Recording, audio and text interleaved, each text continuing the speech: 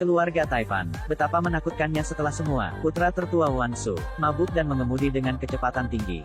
Bahkan polisi tidak melihat apa-apa. Sulit untuk menghentikannya. Tepat pada waktunya untuk mengejar ketinggalan. Lalu tiba-tiba seorang pengawal datang. Hanya satu panggilan telepon. Polisi hanya bisa dengan patuh melepaskan. Putra kedua Seo Jin, toko bermain game. Karena diam, jadi saya sudah sendirian untuk sementara waktu. Para berandalan melihatnya masih muda. Jadi pengen bully, tapi mereka tidak tahu itu. Melihatnya di usia muda yang. Tetapi ketika dia melakukannya, dia sangat menentukan. Tunggakan marah. Tepat ketika dia ingin memukul orang. Kemudian pengawal memutuskan untuk mengambil tindakan terlebih dahulu. Hanya 2 atau 3 gerakan. Kalahkan dia ke tanah. Apakah pengawal ini berasal dari tentara pasukan khusus? Ini bukan permainan anak-anak. Kedua anak itu sangat sombong. Bagaimana seorang ibu bisa hidup damai? Di kapal pesiar, Jae-guk bangun. Lihat sosoknya. Sangat nyaman. Sementara secara tidak sengaja, apa yang dia temukan? Lokasi ponsel jelas seperti ini. Firasat hal-hal buruk Beth. Dia tidak panik. Keluarkan ponsel Anda dengan tenang dan hubungi. Tidak lama kemudian, pengawal segera mengejar. Tapi video di telepon. Ini adalah bukti bahwa dia berselingkuh. Pemrosesan selesai. Aku cinta kamu. Itu benar, aku tidak mencintaimu. Ini adalah wajah sang Taipan. Dan di belakang mereka, ada juga bagian yang kuat. Termasuk hacker kelas atas yang memanipulasi sistem komputer He. Hakim sebelumnya yang bertanggung jawab atas operasi. Pengawal semuanya adalah pasukan khusus. Hadapi saja bahaya, maka Anda tidak perlu tahu apa masalahnya. Maka mereka semua bisa menghadapinya. Tapi baru-baru ini sesuatu terjadi.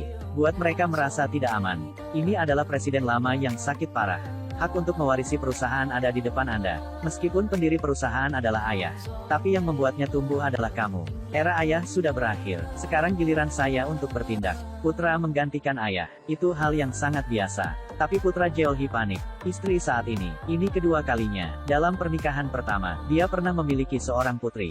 Selain itu, bos saya sangat mencintainya. Setelah pernikahan kedua, putrinya dikirim ke luar negeri oleh ibu tirinya. Masih di sisi ini, Seok-hee setelah menerima pemberitahuan, segera naik pesawat kembali. Di meja makan, suasana berkumpul terlihat harmonis. Faktanya, dia mengayunkan busur dan pedangnya. Orang-orang ini di depanku. Mereka semua adalah musuh lama Suk-hee. Tidak ada satu kata pun yang berlebihan. Kali ini kembali, apa yang menjadi milik Anda? Maka jangan mencoba untuk melarikan diri. Aku bukan remaja lagi. Selengkapnya di sini. Orang yang paling memenuhi syarat untuk duduk di sini adalah saya. Ibu tiri. Dia kemudian berbalik dan pergi. Mulai hari ini, dia dan rumah ini. Deklarasi perang resmi. Dunia Taipan yang menakutkan. Ayo beri makan ikan. Tetapi juga menggunakan cacing untuk menyalahgunakan emas. Berkelahi. Biaya penyelesaian wajib adalah $10 Amerika Serikat. Mengemudi dalam keadaan mabuk membunuh orang yang tidak puas. Selain itu, setelah menyebabkan masalah, dia melarikan diri. Butuh $10 Amerika Serikat kan? Apa, $10 Amerika Serikat? Sewa sekretaris pribadi. Berkoordinasi dengan mobil, telepon, pakaian. Anda bisa tahu hanya dengan melihatnya. Mereka semua kotak penuh uang. Nama pria ini adalah Yundo. Sebagai sekretaris pribadi Seok-hee. Tapi di hari pertama kerja, dia punya masalah. Ayah saya untuk properti. Jadi saya mengatur agar Anda melihat mata Anda. Meskipun di permukaan saya setuju. Tapi pada sesi tatap muka itu, suasana wanita hebat Taipan. Promosi yang kuat. Begitulah cara Anda menghina orang. Melihat mata tentu saja tidak berhasil.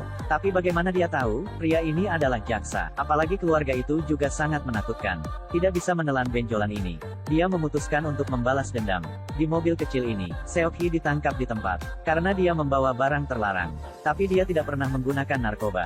Barang terlarang di tasnya jangan dipikirkan siapa yang membuatnya. Sadar akan situasi buruk, Yundo dengan cepat melaju. Tapi dia memang mengungkapkan beberapa celah. Mengapa ada barang terlarang di sini? Kejaksaan meski kapasitasnya lebih tinggi.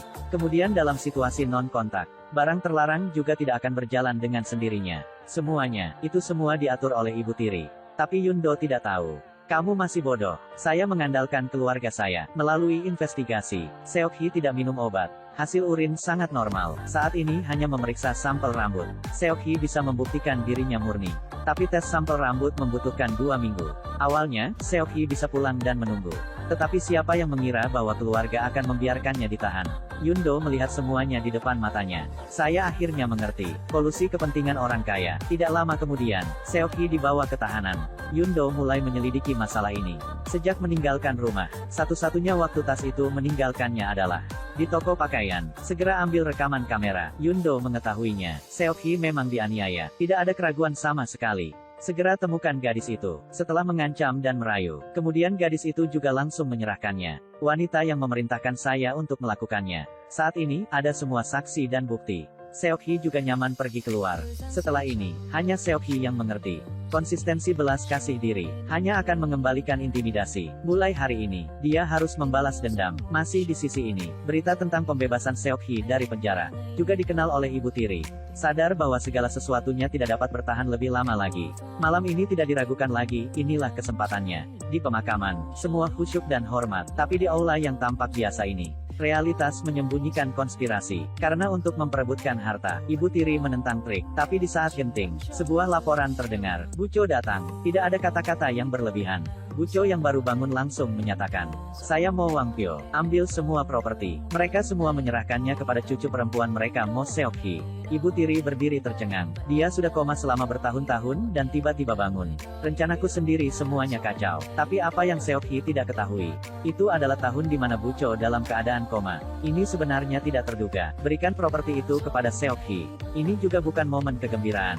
Awal beberapa tahun yang lalu, dia sudah memiliki pemikiran ini. Tapi dia melihat orang yang salah.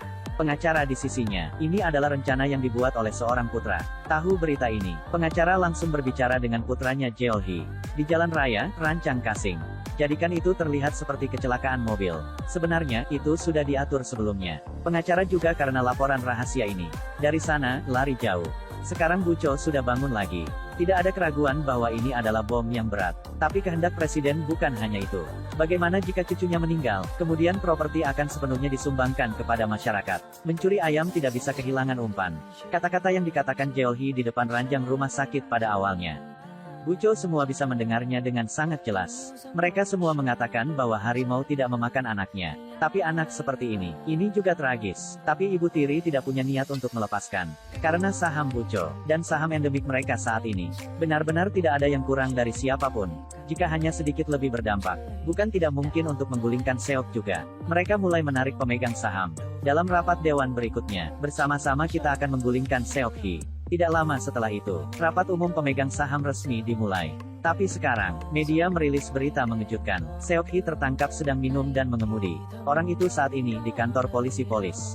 Jelas saya tidak minum alkohol. Bagaimana Anda bisa minum dan mengemudi? Mengingatkanku pada segelas air di pagi hari.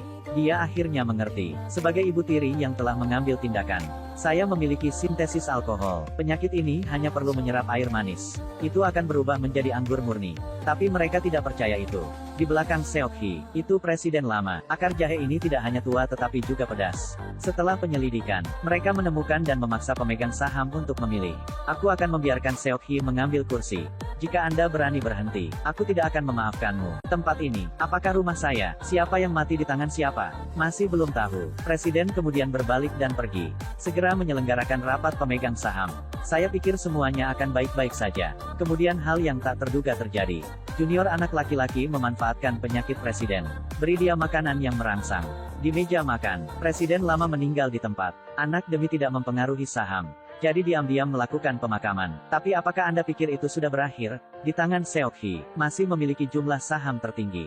Karena membiarkannya menyerah, mereka menyeret bawahan presiden. Mereka membeli saham dari pemegang saham. Tidak lama kemudian, lakukan saja, balikkan taruhannya. Tapi stok di tangan Seok-hee, dari awal hingga akhir masih merupakan bom. Karena untuk menghilangkannya, mereka mulai mengancam. Izinkan saya menanyakan sesuatu kepada Anda. Siapa yang membunuhnya? Katakan padaku yang sebenarnya. Saya akan menandatangani. Itulah yang saya lakukan. Tanda tangani namamu. Seok-hee berbalik untuk pergi. Tapi di sakunya, itu adalah tape recorder yang merekam semuanya. Jalan balas dendamnya, resmi dimulai. Anda dapat menonton seluruh film.